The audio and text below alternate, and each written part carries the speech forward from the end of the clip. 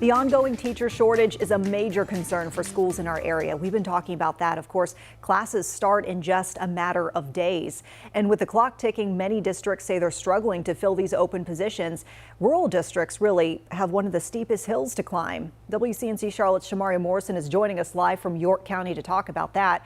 Shay, you spoke with some of those districts about the recruiting difficulties, and they're saying recruiting has really just dramatically changed since the pandemic.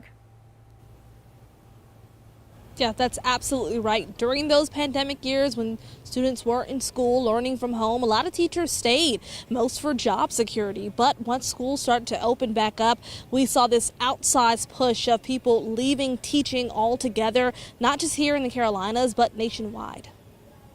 Catawba County Schools is still on the hunt for teachers before they open to students in about a month. We've got, 2 weeks from Monday before teachers show up. Super excited, but also really nervous because we still have quite a few openings. 25 teachers to be exact. You look at it on the surface, it doesn't seem that bad, but 25 teachers out of 28 schools, it's still pretty significant. When it comes to recruiting in smaller districts, you have to be both innovative and flexible. We do have ways that are creative to get teachers in the classroom. If you have a bachelor's degree, but it's not in education, we can have teachers that maybe major in a certain subject, but end up coming to us like they major in science and did not have an education background, but they can still come to us and be a teacher, be a chemistry or biology teacher based on those degrees. The district tries to lean in on the positives a small district brings. Another small district sell is the connections. Maintenance director, he gave out his cell phone number in our new employee orientation to all those new employees in case they had any issues within their classroom that might need to be fixed. That just does not happen in other districts. At York School District 1, their mantra is once they get you in the door, you won't want to leave.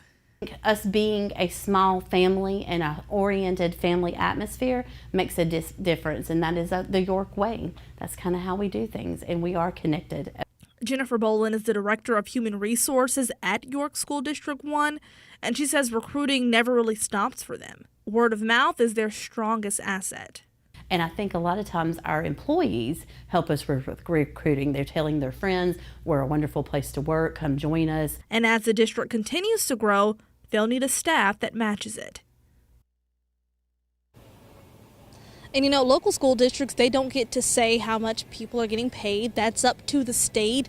So they were really relying on some COVID-19 dollars. They remember they were giving out bonuses, retention bonuses. Well, that's no longer in the picture. So these rural districts are also trying to rely on low costs of living to attract people from bigger cities like Charlotte or Rock Hill. Live in York County, Shamaria Morrison, WCNC Charlotte.